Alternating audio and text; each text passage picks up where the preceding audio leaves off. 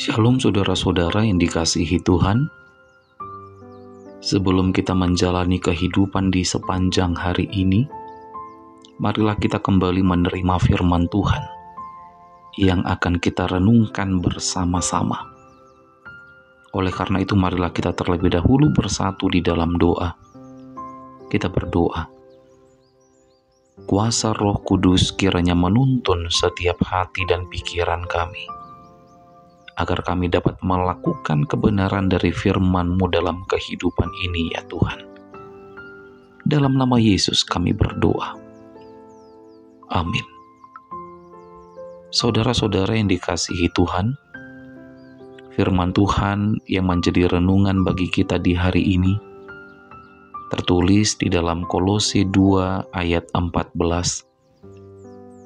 Dengan menghapuskan surat hutang yang oleh ketentuan-ketentuan hukum mendakwa dan mengancam kita, dan itu ditiadakannya dengan memakukannya pada kayu salib.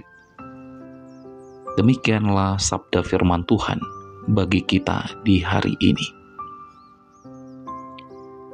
Saudara-saudara, coba mari kita bayangkan,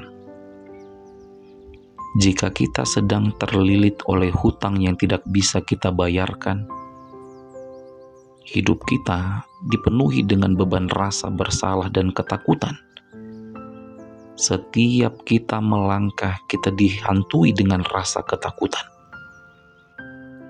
Mau keluar dari rumah pun takut, berjumpa dengan orang pun takut, serta hidup yang kita jalani dipenuhi dengan ketidaktenangan karena hutang yang tidak bisa kita bayarkan. Saudara-saudara, demikian jugalah kondisi kehidupan kita sebelum kita menerima kasih dan anugerah Tuhan kita Yesus Kristus.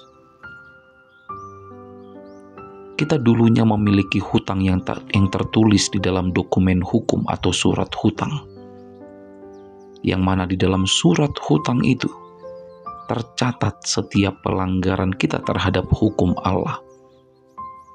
Tidak ada yang tidak tertulis atau terlupakan, tetapi semuanya tertulis dalam surat hutang itu. Tetapi Allah karena kasih-Nya kepada kita, Dia tidak membiarkan kita menerima hukuman dari setiap pelanggaran-pelanggaran yang kita lakukan. Dia menghapuskan surat hutang itu. Perhatikan saudara-saudara, dihapuskan, bukan sekedar diampuni. Karena dihapuskan dan diampuni itu adalah dua hal yang berbeda. Dan firman Tuhan yang menjadi renungan bagi kita di hari ini dikatakan dihapuskan. Maka kalau sudah dihapuskan, maka tidak ada lagi jejak pelanggaran-pelanggaran atau dosa-dosa yang tersisa. Karena semua sudah dihapuskan, semua sudah hilang, tak berbekas di atas kayu salib.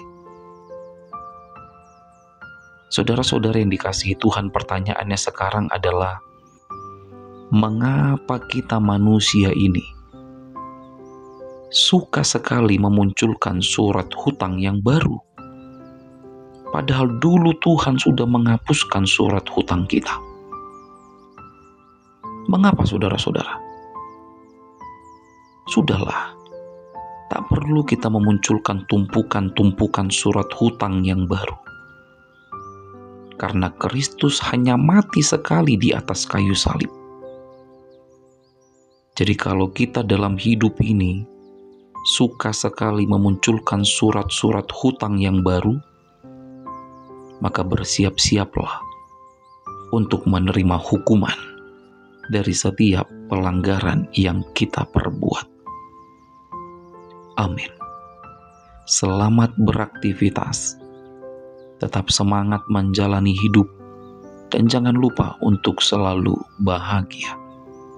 Marilah kita berdoa. Tuhan kami Yesus Kristus, hikmat dan kebijaksanaan-Mu kiranya memenuhi hati dan pikiran kami dalam menjalani hidup ini. Tuhan, kami mohon ampunilah kami atas segala dosa dan ketidaktaatan kami kepadamu. Dan biarlah kami semakin lama semakin mengerti dan memahami akan perintah-Mu di hidup kami. Terima kasih ya Tuhan Yesus.